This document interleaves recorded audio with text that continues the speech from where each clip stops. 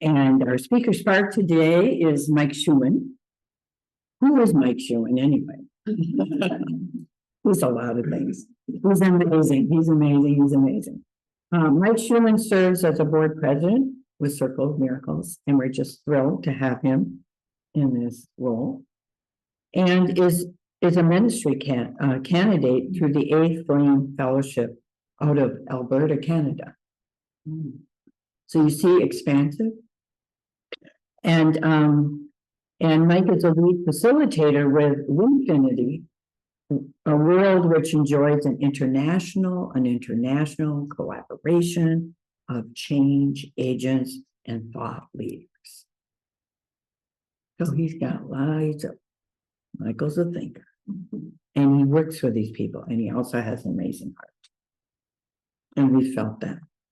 So today, his topic is the true meaning of stewardship. Like, what does that really mean?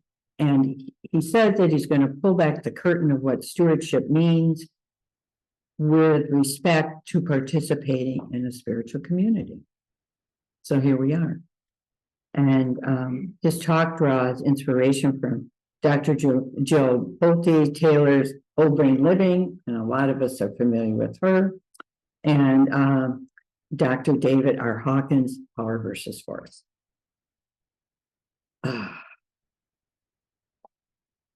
So let's give a warm circle welcome to our friend, Michael Shoeman.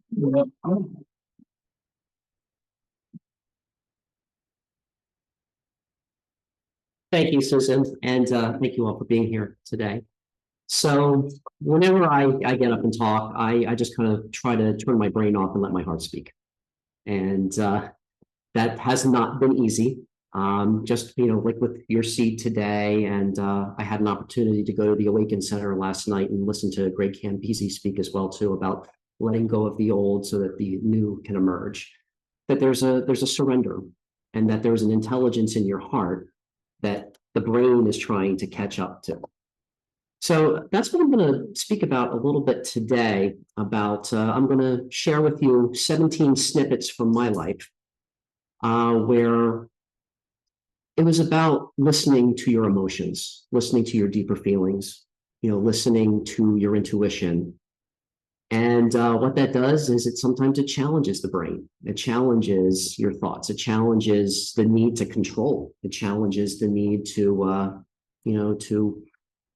have everything planned to the every last detail. And I do have details here, and I always come up here and it's like, okay, let's just throw that away for a moment. But I'd like to reference a few of my inspirations before I talk about where I'm coming from and what I would like to, talk about today.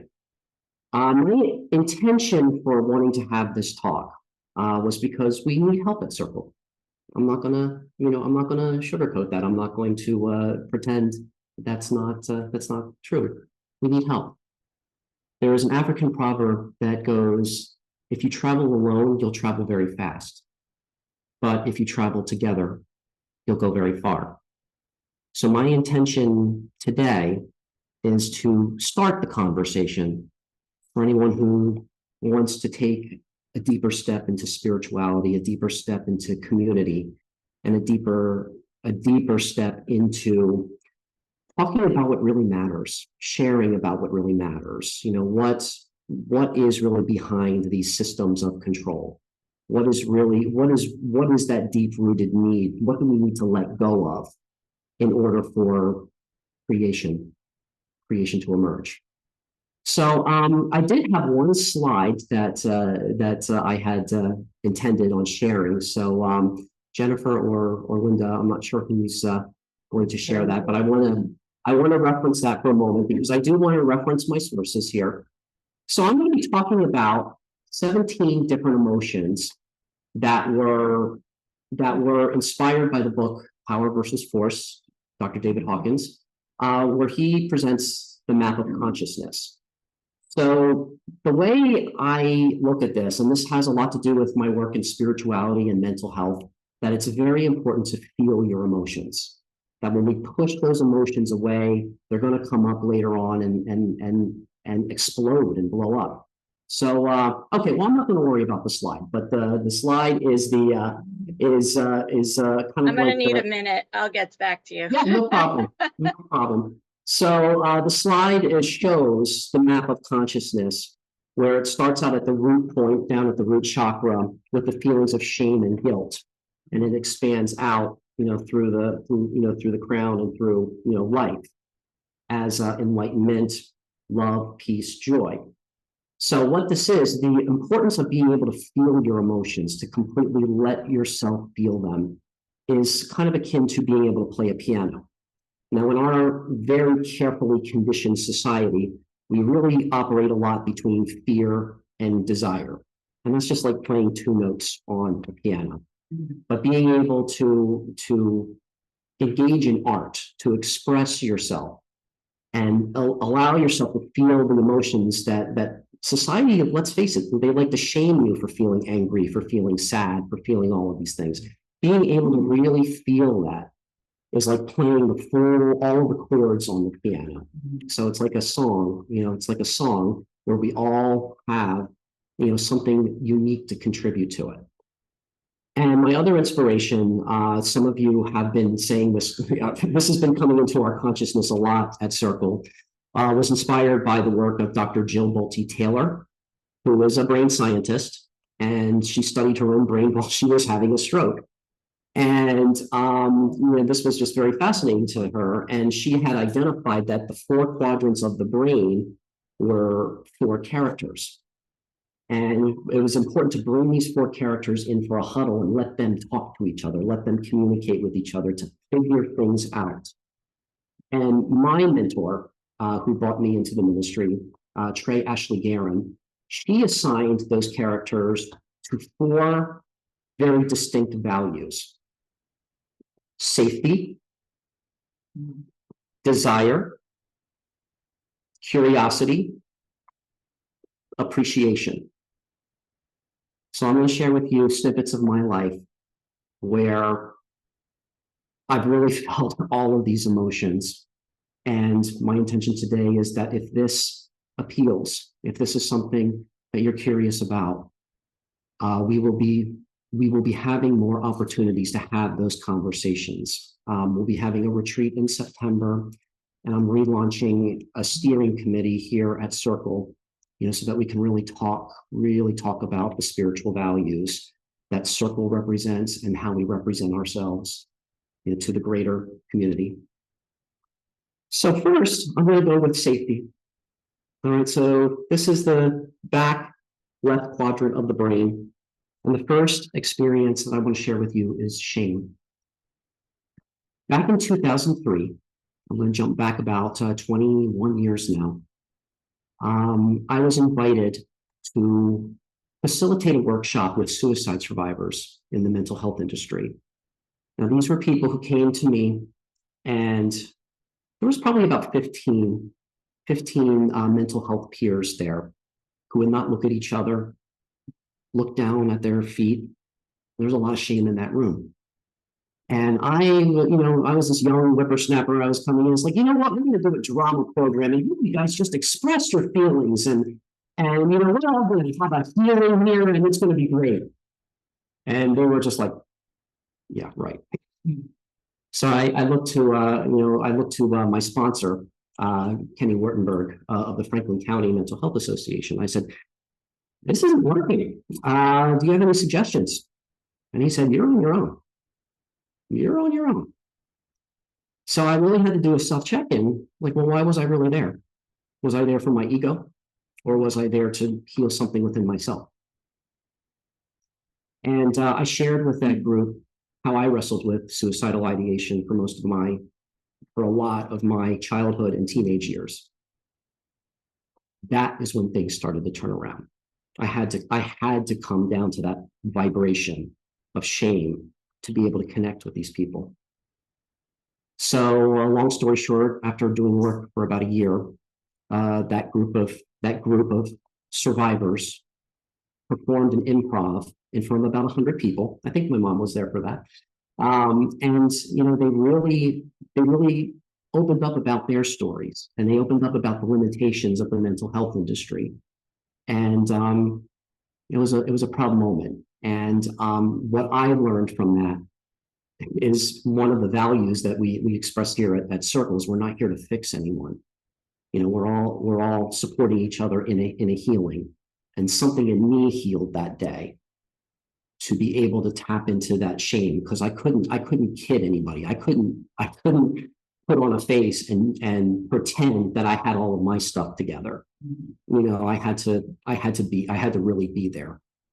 So then we move up one level to guilt, you know, which is a little bit lighter than shame. So as I'm talking about these emotions, and I go through them one by one, each one represents a progression of feeling or a regression of feeling. So when you start to move into guilt, that is a progression of shame.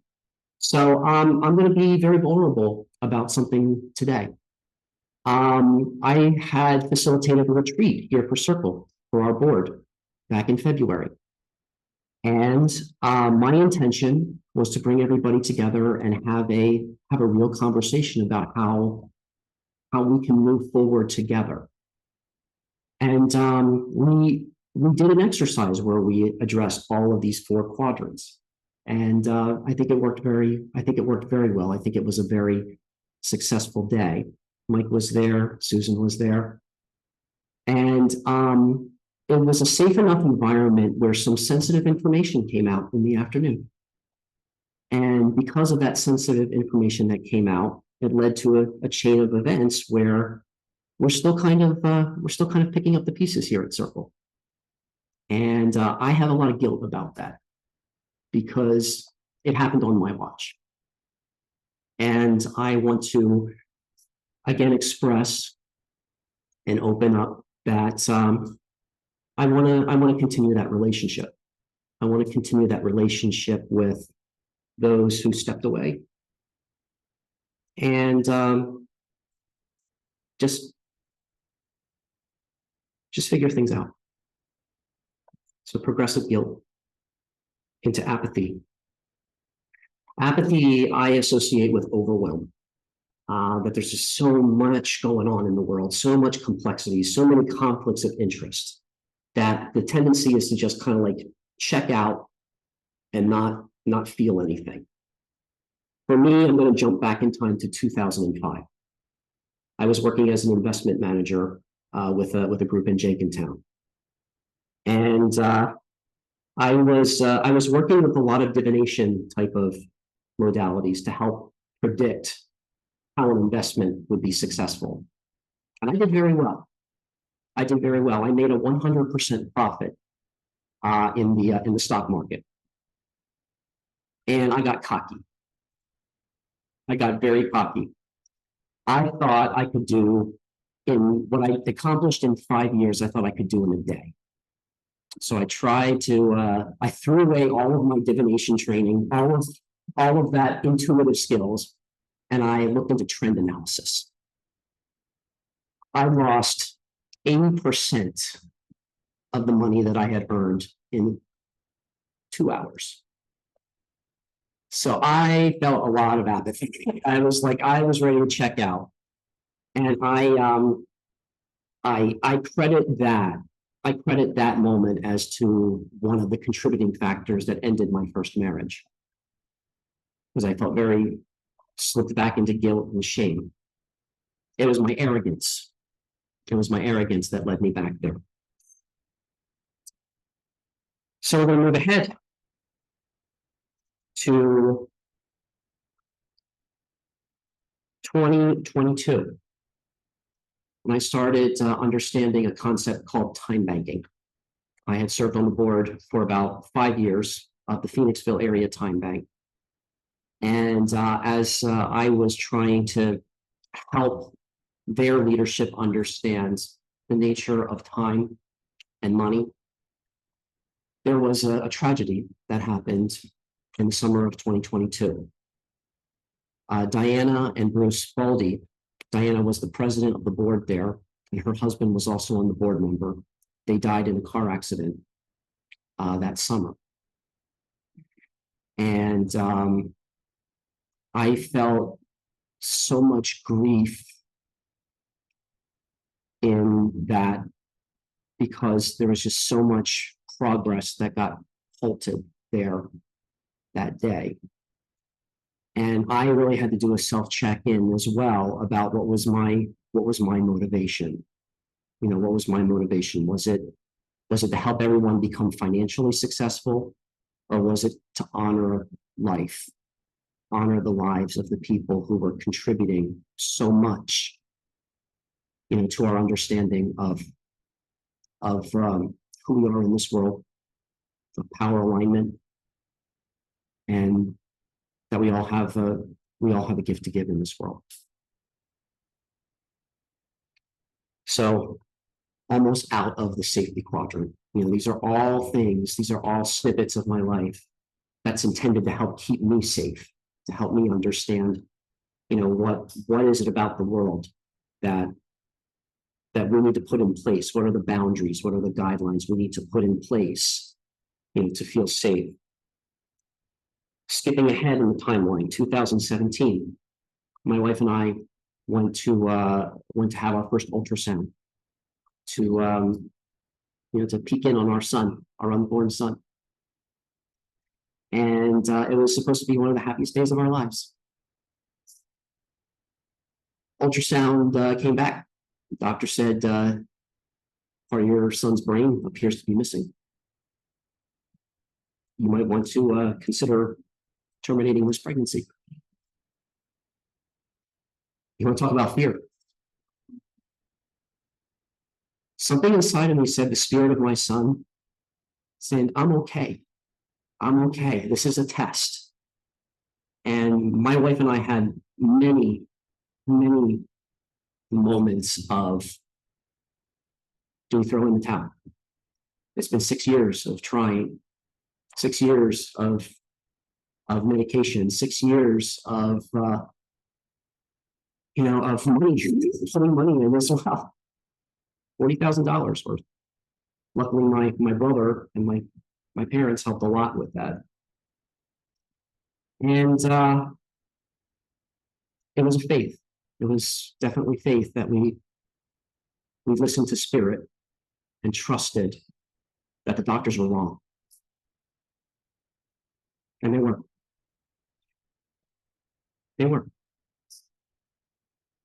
A few years later, when my son was just first starting to talk, and I was thinking about this, I was thinking about how grateful I was that, you know, he was born. He's a wonderful, wonderful child. He just said something that just took me aback. He said, Daddy, thank you for fighting for me. Wow. I'm like, what? What did you say? He said, thank you for fighting for me. What do you mean by that? No response. So it was, you know, it was definitely a fearful moment, but it raised my senses. You know, it helped. Every negative emotion has a positive, has a positive side to it. Fear raises your senses. It had to raise my sense to kind of tune in to what was really happening spiritually. This could not make sense out of it. This knew. So now we're coming out of safety. This is where, you know, a lot of us function. That's why we compete. That's why we believe in scarcity sometimes. And we're starting to move into desire. So desire is about, what do you want? So I'm going to jump to the timeline back into 2007. This was pretty cool. This was fun because I started really looking into law of attraction. I was looking into other natural laws as well, but law of attraction was a commercial success at the time, especially at that time. And I wanted to create a television show. At the time, I met Susan Duvall. Some of you know Susan. She was the producer of a spirituality channel through an organization called New Century Television. And she introduced me to Ariel Schwartz, who was kind of the producer of all of those online networks. And I became a producer. And it was just one happy coincidence after another that led to producing hours of a 10-show season of a show about actors. I've been an acting teacher for most of my life. I wanted to challenge the status quo. I wanted to challenge the idea that acting was about pretending to be something you were not. I wanted to put actors through challenges with film, with theater, drama, comedy, improv. We did it. We did it. And we produced something. And it was one of the proudest moments of my life because this was desire. This was what I wanted. I was manifesting. But then when it came time to take it to the next level, the producer shut it down and said, well, we've decided never to do a show about actors. Like, well, you guys do reality shows all the time, you know, one that has a positive vibe to it, one that challenges somebody to look inside. You know, isn't that something that humanity needs right now? No, we decided not to pick up the show. We decided not to do it. And that's where I started thinking, what is the point? You know, what is the point of tapping into all this spiritual understanding if it can't be taken to the next level, if it can't be expanded? So now we go into anger. So progressive pride is anger. So fear, regressive anger is desire. I'm sorry, regressive desire is fear. Progressive desire is anger. You know, so that led to a lot of anger. And it's important to express that anger. It's very important because if that gets stifled, that's you know, that does come back and it blows up. I had a moment the other day really where my anger came out because I'm tired of proving my existence or justifying my existence for being here. So we're going to skip ahead to 2018. I applied for a contest to feed 1 billion people. And my proposal to people like Elon Musk, Tony Robbins, was, you know, you can end hunger in 5 years if you do this, and this. You know, I'm not asking to be a part of this competition, but if what I'm saying to you resonates, let's just have that conversation about it. It doesn't have to be a competition. You can accept everybody's ideas and synergize them together and end hunger forever in 5 years. So 2 or 3 days later, there was an email that went out to all the contestants. And they said, we're going to double the prize money. And I'm like, oh, that's cool. The story I told myself was, okay, they understand this on some level, you know, so they're sweetening the pot. 3 days after that, they sent an email out to everybody saying, well, we're going to change the rules. If you want to stay in this competition, you have to agree to turn over all legal rights to your intellectual property to us. You want to talk about anger? My response was, I'm open to that, but I reserve the right to withdraw if we cannot come up with another agreement that mutually supports everybody, that mutually benefits everyone. No response. About a month later, I found out, you know, the results of that. The winners were basically ideas that were meant to control the food supply. That was technology that was meant to kind of control and not to release and surrender.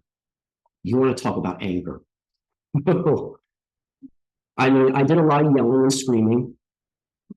I broke a lot of walls. But what really the anger was, I've only felt this anger twice in my life, but I knew I had the strength in my hands to snap somebody's neck, and I was really angry. So that was you know, a desire. As the desire, you know, kind of swells up, and there's not that release. Oh my goodness, there's so much unprocessed and unresolved anger. But the good news is that there is more to this story, which I'm going to get into in a moment. So progressive anger is pride. So what I'm most proud of is that we completed a project here at Circle of Miracles that took a year in the making. I'm very proud of us. You know, I'm very proud of us for completing that. It was a process where we look at our values. We look at the values that make Circle what it is. And we really do a check-in with each other and we start to measure what's really going on here at Circle. What is it do we need to do to move forward? It took us a year and there was a lot of kicking and screaming with this, but I would ask a series of 21 questions about, if we were to do this, like hold a retreat, do you feel like it would provide for a stronger foundation? Do you feel like everybody has been respected? Do you feel like everyone has been valued? Well, what I'm very proud of, and this is something that came out of that research, is that, and this is not just with Circle, this is with a lot of spiritual organizations. People are very respectful, but when you dig underneath the surface, we found out that not everyone feels valued. And when you hear those questions, it's hard for the brain to separate, well, what's the difference between really being respected and really being valued? There's a big difference. Respect is more about tolerating. Valued is really about the flow, or really about the connection, really about having the space to create. And that's one of the conversations I want to invite anyone who might be listening here to be a part of. So progressive pride is courage. Courage is when you're afraid of something and you do it anyway. So what was really difficult for me about that feeding a billion people was that after that event, I did a lot of research into how many people really do die of starvation. 9.5 million people die of starvation every year. And it had been at that point 4 years since I had turned in that project or made that suggestion. 9.5 million a year times 4, what is that? That's close to 40 million people died of starvation. I took that on myself. I blamed myself because I didn't say something right, or I didn't do something right, or I didn't explain something right. Those 40 million lives are on my head. And that was a story. It's not true. But I needed to do something with that guilt and with that shame. I went on Tony Robbins' Facebook page and I said, look, Tony, you're telling everybody about how everybody else's life sucks, and here's why. Here's why my life sucks. You are not open to the conversation on how to end world hunger. I took that on myself, but I hear you have a little bit, like you take a little bit of accountability now for not being open to that conversation. That's not and this was a story. This is, there's no truth in it, but it was courageous to go out there and say that. It was shadow banned. Nobody else saw it. It was courage. And with those kinds of acts of courage, eventually you trust yourself. You eventually trust that no matter what the dynamic is with another person, that it'll be productive. So progressive courage leads to trust. Now we're getting into curiosity. I'm going to move quickly here because I want to try to get this into my time allotted here. Yes.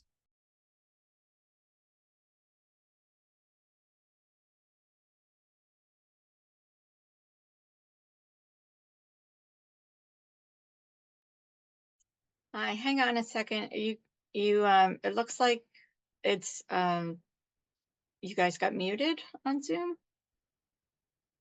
On the Zoom. No, it's not the mic, it's the Zoom. Yeah, we can't hear. There you go. Okay, thanks very much. Here. Yeah. No, it's good. It's good. Can you hear me now, Jennifer? Good. Okay. All right. So I'm going to move quickly through the rest of these here. All right. So trust. Trust is just showing up in the conversations. I've been facilitating for about 2.5 years now about how to bring spirituality and mental health benefits together and really help to help to articulate the mental health benefits of being a part of a spiritual community by addressing these feelings, by addressing these areas of the brain. So we've been doing that for about 2.5 years. I've been working in partnership with Janet Berkowitz and Gary Schoenberg from Pebble Hill as well. And we really want to open up that conversation about how to build these trusting relationships so that spirituality is not seen as this wiki woo woo thing, that it does have tangible mental health benefits. So progressive trust is willingness. So willingness is determination. And what come up for me with willingness is when Susan asked me if I would consider serving as president of the board, my answer to her was, well, we have to have a lot of conversations before that. But my first response was no. First response was no. Absolutely not. But there was this willingness to have the hard conversations. I've talked to a lot of people at Circle to really kind of understand, what's going on here, and I want to continue to deepen that conversation. So there is a willingness, and there's been a willingness from everybody to work with me as well, because at our board meetings we've completely restructured. We completely restructured how the board is run, and it's more. I'm hoping that it will be more equitable, where everybody has a voice. So there's the willingness. So back into curiosity. Willingness, progressive willingness leads to forgiveness, acceptance. That is very hard to do. That is very hard to do. I'm going to stop jumping around the timeline because there's a lot of, I'm doing a lot right now. But yeah, so acceptance, what does it really take? So here's where the curiosity comes in. What is it going to take to truly forgive someone that you're having a conflict with? So, when you're in this curiosity space, you start to ask questions, and a lot of those questions is, what is it going to take? Well, what is it in me that I'm trying to heal, that I'm projecting on that other person? So forgiveness comes into play, and that's where, you come out of safety, you come out of desire, and then curiosity is where that space gets opened up. And then clarity. Dr. David Hawkins would say that this is rationality, but I think it's clarity, because clarity starts to open the door where the heart and the head start to become in alignment. For me, the clarity came this year in the ministry that I've chosen to pursue is helping people understand natural law and how that makes possible the forgiveness of all debts, all financial debts. And the reason why it was so hard for me to try to explain this to people in power was because it was completely coming from the head, trying to speak to the head. But when you get natural law involved, now you start to open up the heart, because the one thing that most religions have in common is the golden rule. Treat others as you would have yourself be treated. And that is the law of divine oneness. That's the primary natural law. What that means is, I, as a human being, I'm not above you, I'm not beneath you. If we're in the same space together, I'm just a reflection of you. So that was the moment of clarity that came through for me this year, as I'm now 6 months into my 4-year ministry commitment. So now we go into appreciation. Yeah, we're almost there. Almost there. Appreciation. And that is where you start to really let go. This is about control. This is about releasing control. This year again, we're moving into love. So progressive clarity is love. One of the things that I'm hoping to explore here at Circle is creating something called a living library, where it's really just about 2 people coming together. One is designated as the human book, and one is designated as the human reader. And all the reader does is just take in what the speaker is saying and reflects back what they appreciate, what resonates with them. And if something doesn't resonate with them, just asking a clarifying question about it.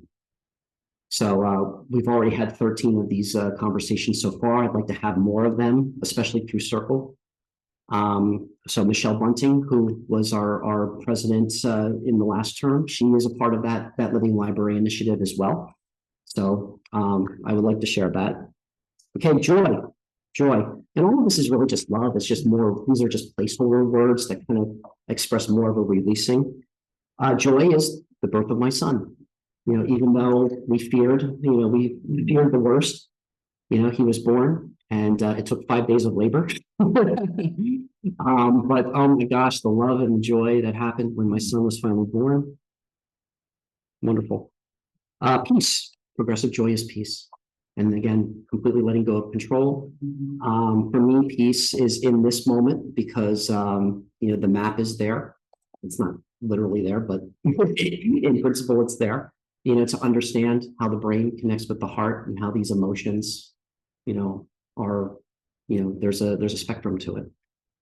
And I want to finish here with enlightenment.